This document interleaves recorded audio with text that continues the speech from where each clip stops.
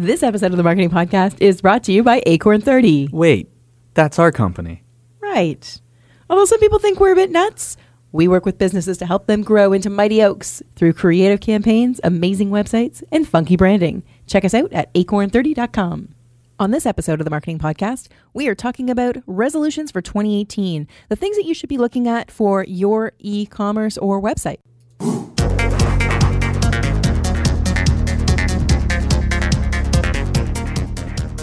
Creativity sells. Applying the right creative at the right time is the recipe for great marketing. The Marketing Podcast looks at marketing news and finds the secret ingredients that make great marketing.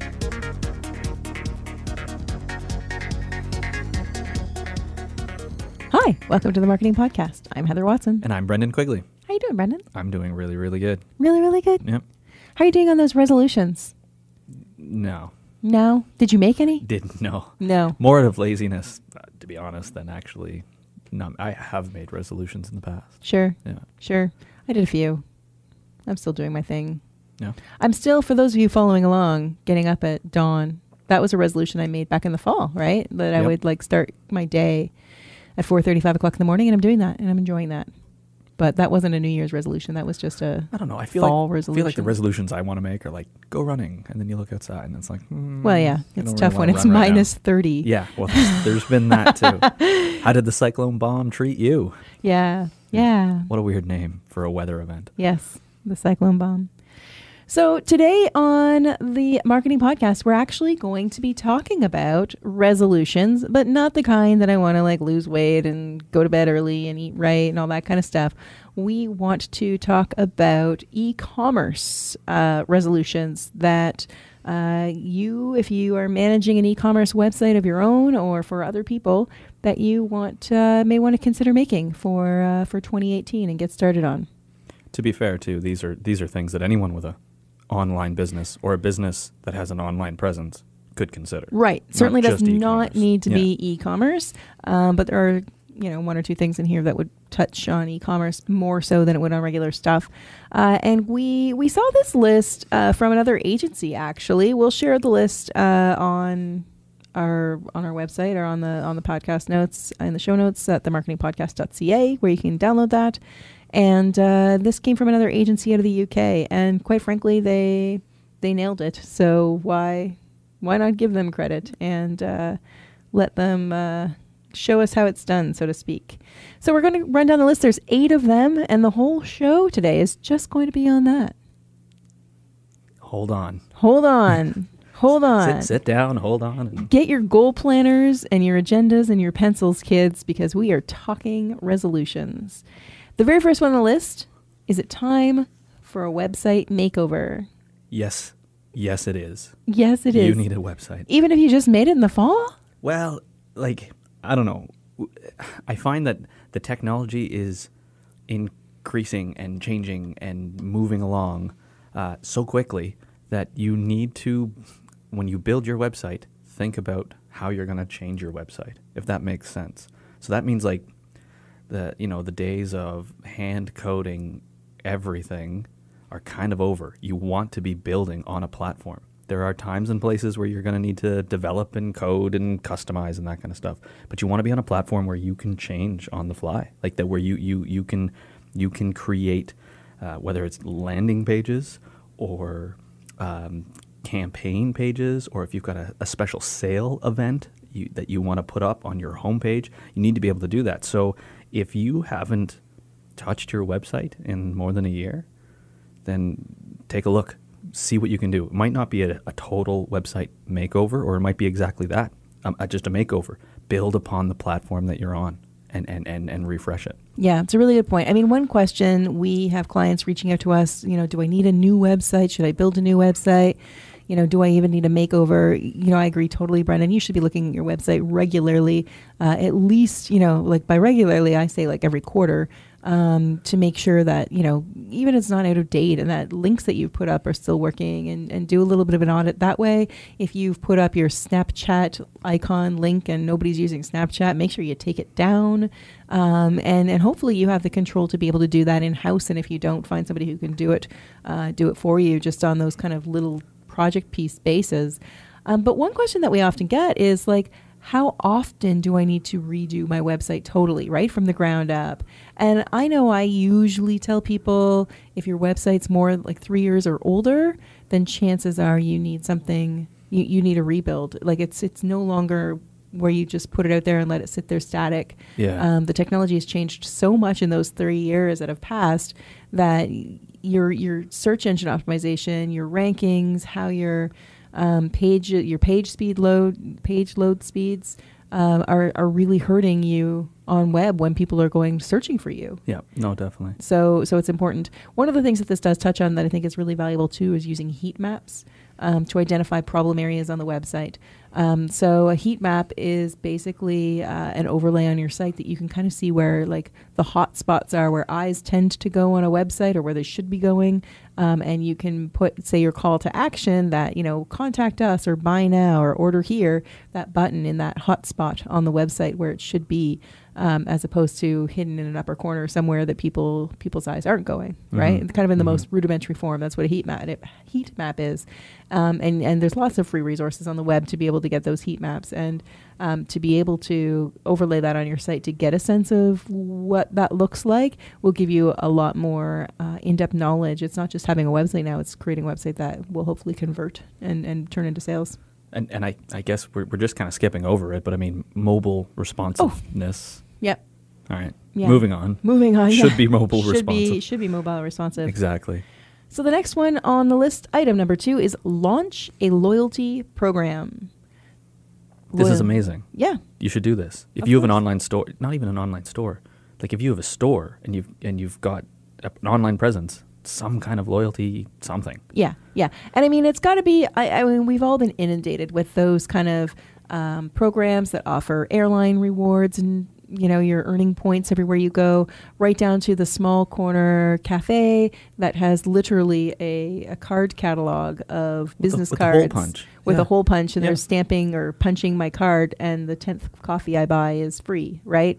So you can do any spectrum of that, but it's like just awarding your customers for coming back to you and incentivizing them to do that because it feels good. It feels good. I, as a consumer, if I have to carry another card or thing on my keys or something I have to scan or zip, it's like, bleh, don't even. Like, so if we can go digital on that, because now more and more, particularly because I use Apple Wallet, and I'm using Apple Pay at a lot of places that are accepting it, I don't even carry my wallet with me. Yeah, right. Right. Which is so obscene. Like I'll go into the grocery store and just bring my phone. So if I have to use if I'm using a loyalty program, it's got to be simple and it's got to really feel like a reward. Yeah. As opposed to a sales hook thing. And when it comes to the technology side of this, there's a lot of really great services that provide this for any platform that you're on. The ones that come to mind right now are Shopify. Shopify has loyalty programs that integrate right into the process, and it just goes right onto the customer's account. Like it doesn't even need to be a thing that... It keeps track for them and tells them when it's their turn to get their free whatever. Exactly. Yeah. And I can say I'm a frugal spender, but I mean, I will go places that have good loyalty programs. Hi, Papa John's. I was going to say, are you due for a free pizza yet? This is it. Yeah. But basically, it's just because we were buying pizza anyways, there's now a free pizza coming our way. Yeah. And I personally love those kinds of things. The other thing that loyalty programs often bring is the option for like referrals. And this is really awesome because if you've got this built in, you can do links for Instagram influencers or for businesses to refer people to you. Now they get the benefit from that, but you're building a loyalty program into your store or into your website or into your strategy in general will give you the option of having these other advertising platforms work for you. Yep. In the form of a link or a referral code or a coupon code or something like that. Yeah. Yeah, that's a good point too. Yeah. Item number 3 is add live chat. So live chat support to sway hesitant customers and increase sales. Yes. And this isn't difficult. This sounds difficult. Again, there's free software that's available that you can add to your website that works as plugins on WordPress or Shopify. The free versions obviously have some limitations versus the pro versions. You can brand the pro versions with your company colors and logos. The free version has, the provider's logo on it. But really, at the end of the day, the customer doesn't care whether it's the free or the pro and who it's branded to. They just like the fact that they can reach you in a little window chat. Yep. It's just another means that they can reach you, whether they're reaching you through Facebook chat or through the telephone or through email or however. Right before Christmas, we did a full activation of a mobile account using chat exclusively. Like at no point did they take us offline and say, can we phone you at this number? They asked for a phone number just in case we got disconnected, which was fair. Mm-hmm. It seemed to take a long time. Like there was lots of going back and forth because I knew exactly what I had wanted and I had done the research already. And I think for legal reasons, they need to reiterate because we're actually literally entering into a contract at that point in time, right? But I valued it because I was doing it at 9 o'clock at night. I was full of a cold or flu or whatever and didn't really want to be holding a phone up to me on the toll-free support number. And while it would always make a ping noise when they responded to me, so I could be just surfing the web, doing other things until their chat assistant kind of processed what I was doing and told me. And what I would add to this too, Facebook Messenger is increasingly being used for this exact function.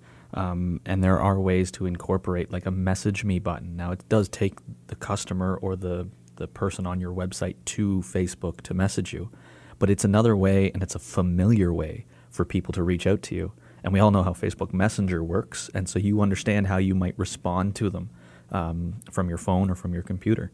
And you can even have the autoresponders like you've spoken about before for the hours where you're not working. This isn't add live chat, be on call for your customers 24/7.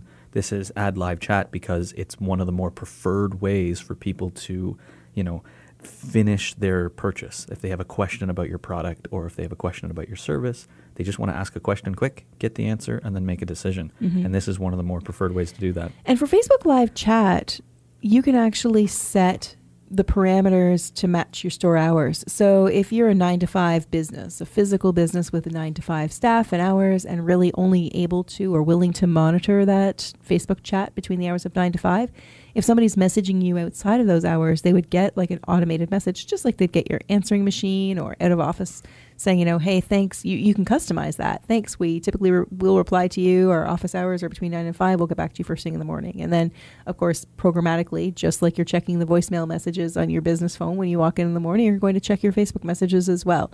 So it doesn't have to be another resource. I think a lot of people think that when they're adding a live chat, that now they have to have somebody, a worker just sitting at the computer waiting to answer those calls or chats. And how many might you get in a day? Maybe 1, 2 if you're a small business. Exactly, though. Yep. Yeah, but those 1 or 2, if you're a small business, are people who value the fact. That's just one of those.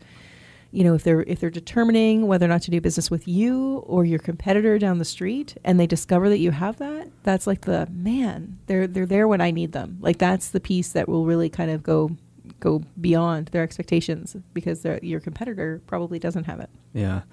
The other thing I think that this does, which is very important, is it opens up your store or your website to the potential for bots.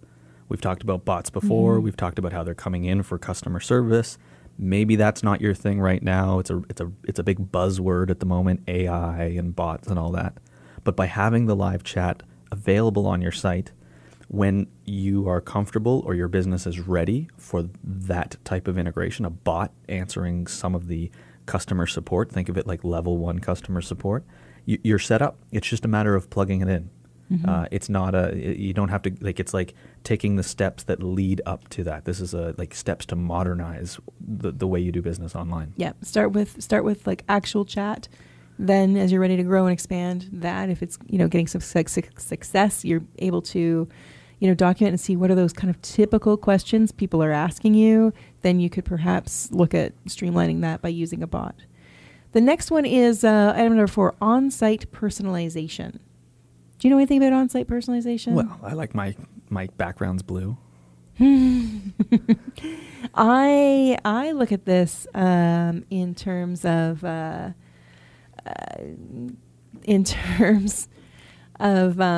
fashion. fashion. So when I have a tendency to frequent particular stores, I can set up a user profile. And you know what? The user profile isn't anything special. It's like, how tall are you?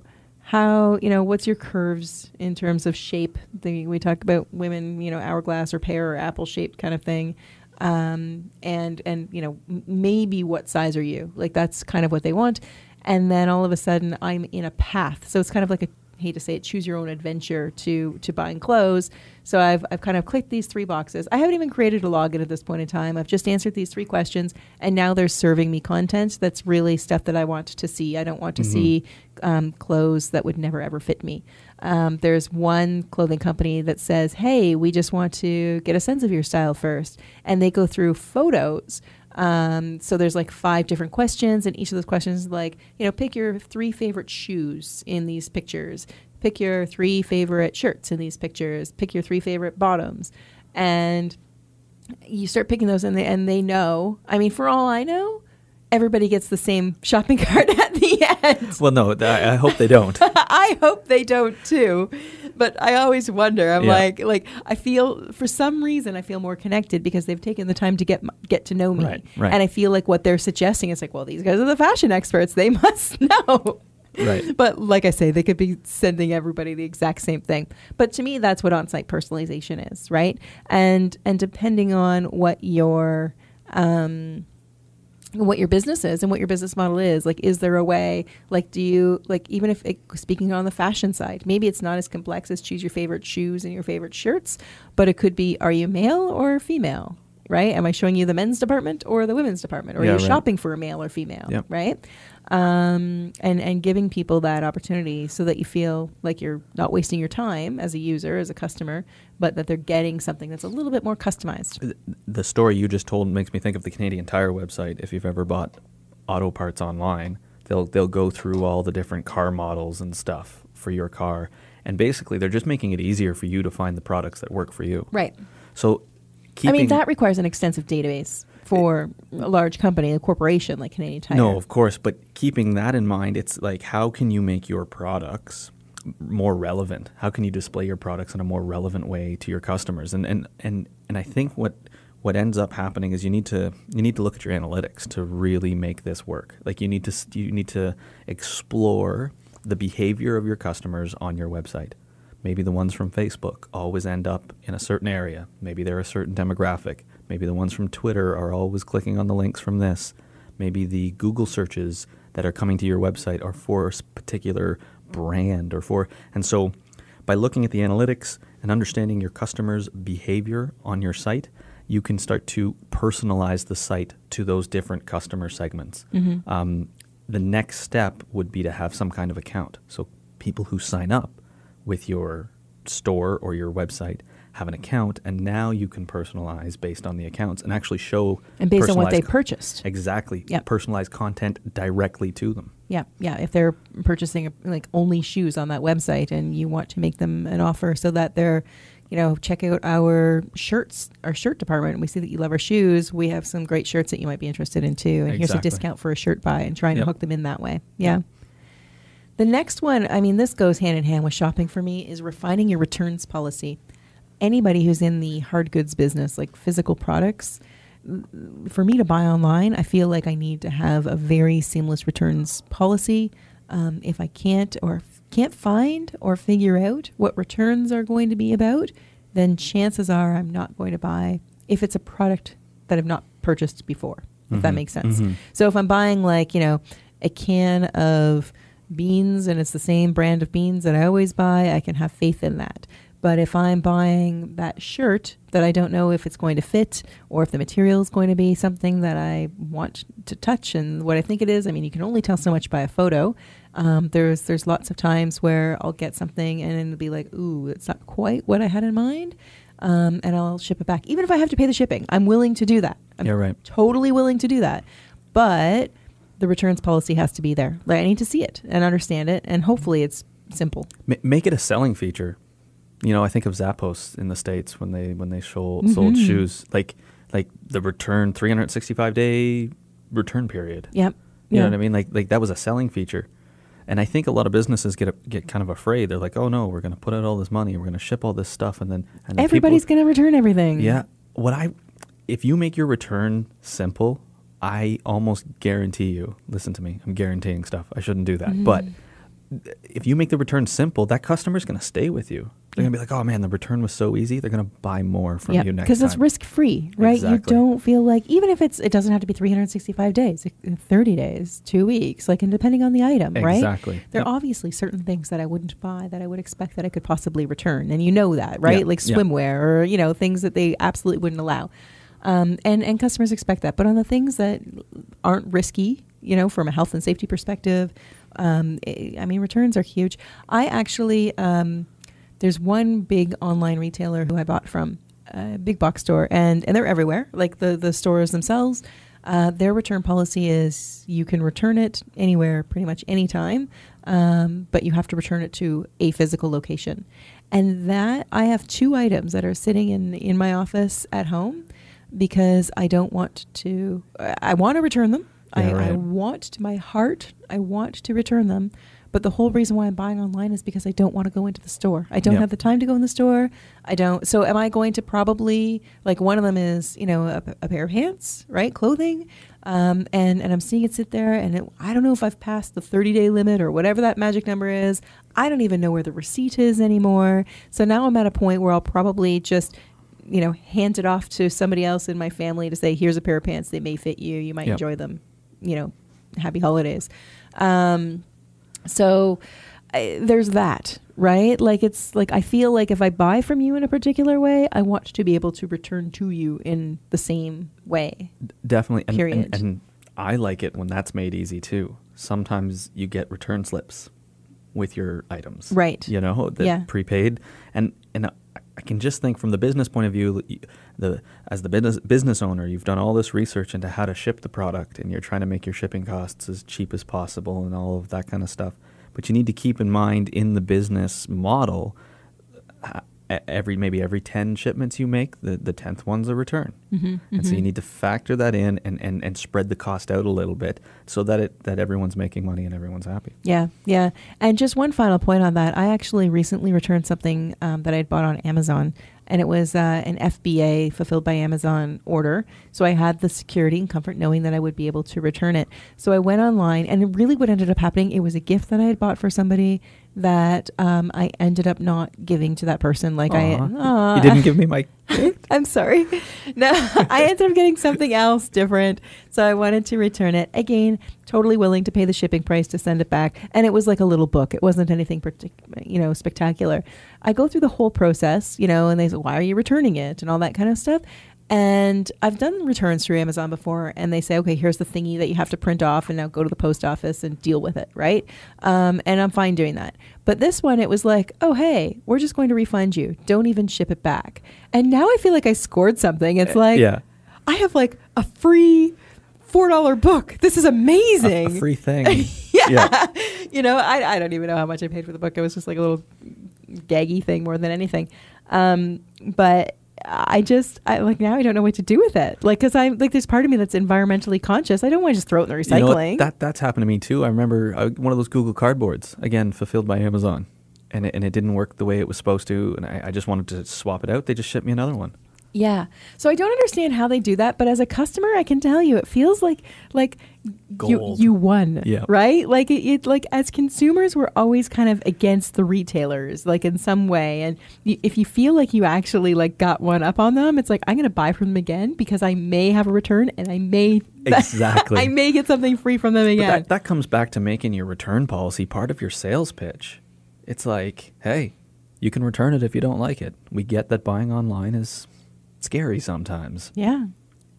And risk free. Like, people will buy from you. Yeah, people will buy from you for that reason alone. Yeah. So.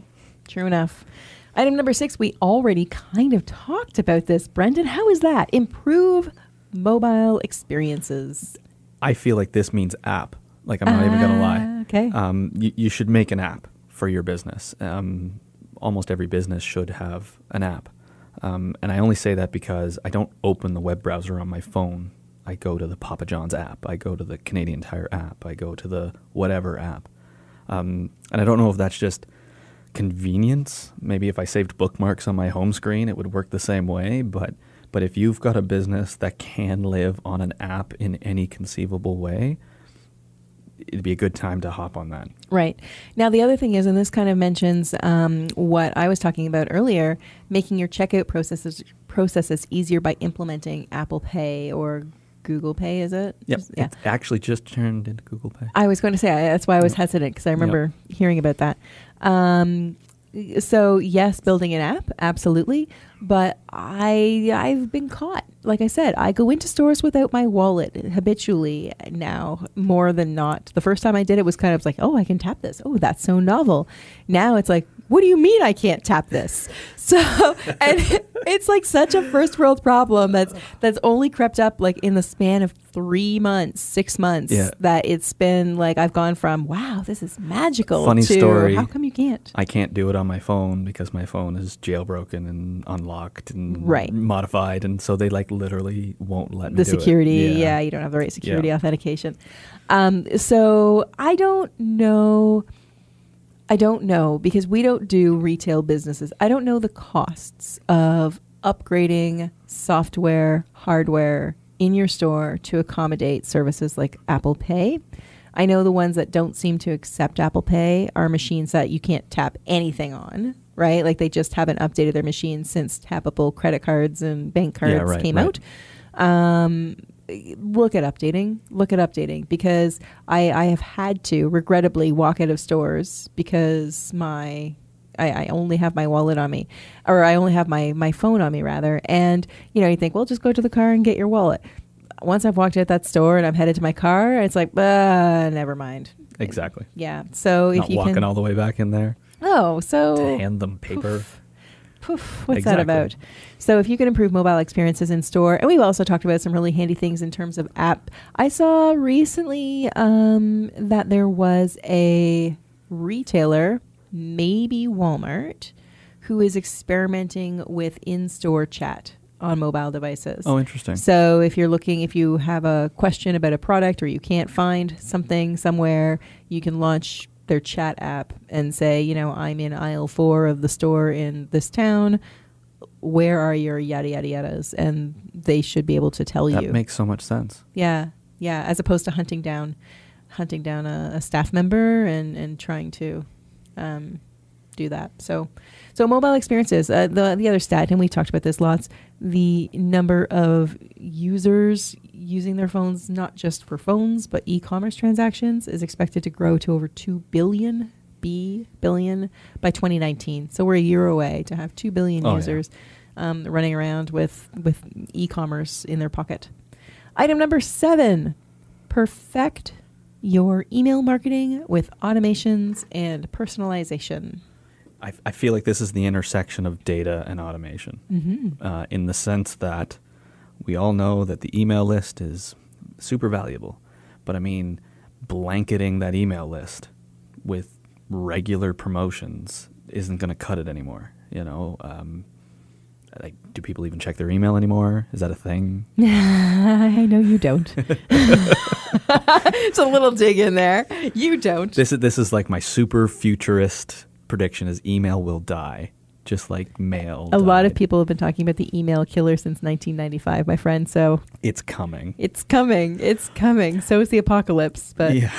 But basically, like when we say perfect your email marketing with automation and personalization is really start to segment with data, start to collect. Like if you're not collecting data, start collecting data. And if you've got the data, find someone who knows how to drill down into that data. Like you're better off to send a promotion to a couple dozen people and have most of them buy something than to send it to 1,000 people and no one open your email. Yeah. So I think what you're talking about here, I mean, many businesses, small businesses, are very familiar with those email marketing services like MailChimp. I'm trying to think of the other one that a lot of people use. Aweber is another one. And it's like, okay, great. You've got this customer database of people and you're sending one email message out saying, come to our Boxing Day sale to everyone. Instead, what we need to do is get better at creating, those each customer is at a different life cycle within their span. So again, depending on your product or service, you may need to reach out to them at different stages, before something is to happen, because you know that they bought or registered or did something for an event. So you only really want to send out that email, a very targeted email, to 20% of your list, because they are in that level of your sales process. And then there might be another 10% that are, customers who have bought from you a dozen or more times. And maybe that 10% gets a different type of a message. Or they're buying a particular product line, right? Again, we talked about personalization in terms of your website. You don't want to send the men in your list necessarily a list, a promotion about, ladies' fashions are all 10% off. So start segregating your list into those things and put them into these funnels effectively, so that when they are clicking through, they're kind of in the next cycle of marketing for you every single time, and they're getting those customized. And we see big retailers doing this, like oh, you just bought this item, and 6 days later you get the submit a review, or what did you think? Or, it's those kind of programmatic. So I'm getting a very personalized email about the product that I just purchased, and it keeps me connected to the company in that way. And now it's like, oh, I thought it was great. Oh, you thought it was great? Here are 5 other products that you might also like, that other people just like you who have bought in partnership with that thing, right? So that's the kind of automation that we're talking about, as opposed to, great, I have a MailChimp list of, 1,000, 10,000, 50,000 customers. What do I do with that? You're just going to send one email to 50,000 people? No. And the pitfall there is you're like, but my open rate's 20 or 2% or 5%, and people are making sales. It could be so much higher if you were just a little more delicate with the way you sent your communications out. Yeah. That's all. Yeah. Excellent point. And the last item on our list of resolutions is refresh your photography. Definitely. Talk more about that. Well, I guess building websites, I always feel like the pictures and the graphics make the site. Mm-hmm. You know what I mean? Like, I can make you a square box website really quick with a colorful background, but it's the images that really make, especially your e-commerce store, come alive. And if you're still using the same image for the same product 1-2 years later, it's going to be outdated. And I've had people tell me, oh, but pictures don't really get outdated. Well, yes, they do. Fashions, the things you see in the pictures, even the product itself may have gone through some iterations and changes. By updating your images, it's like a really simple thing to totally change your website and totally change your product and totally refresh it. And if you think about it too, especially if your product has maybe changed a little bit, someone who bought it a year ago might see it now and go, I want another one, if that's your kind of product. Or when you're sharing it on social media, maybe someone has seen the ad 2 or 3 times and now a different angle has appeared and they've considered it now in a new way. Yeah, and it's caught their attention in a way that it didn't. I have, not related to website, but I just met with a client earlier who has for 3 years been advertising in a monthly publication, a print publication, and after 3 years decided to completely revamp the ad, which was a mistake, to let the same ad sit there for 3 years, mm-hmm. and gets a phone call from somebody. And, oh, hey, how did you hear about us? Oh, I saw you in this publication. Oh, yeah, like how, so why all of a sudden now are you calling, kind of thing, like, because the product's pretty standard product. And the customer's like, oh, well, I just saw your ad. I just realized that you're here. And it's like, yeah, I've been advertising in this thing every month for 3 years and you're just seeing it now. And it's like you've got that little change is a way to catch somebody's eye, that people need that fresh thing. The other thing that I think about refreshing photography is important is the technology side of it. Because depending, again, on when your website was built, how it was built, who built it, what platform it was on, the photos themselves may be weighty, like be too large in terms of file size, and your pages aren't loading as fast as they could or should be, or they're not, the aspect ratio on those photos aren't necessarily responding well with mobile. So what you think is a great picture of your product, when I look at it at my phone, all I see is the table that the product was sitting on, for example. So making sure that those photos are working properly in the different platforms and that they're lower resolution but still good quality, that they're able to rank higher again for search engine optimization and all that jazz. Which I feel weird talking about that because you're usually the person talking about that. You said it well. I'm listening to you. There you go. Yeah. And on that positive note, these are the 8 resolutions, and I hope you, even if you looked at like one of these things, you'd be making really great steps. Let us know what you dig in on. You can join in the conversation online at the Marketing Pod _ on Twitter, or the Marketing Podcast on Facebook. And of course, you can find us online at themarketingpodcast.ca. And for the Marketing Podcast, I'm Heather. And I'm Brendan. Thanks for listening.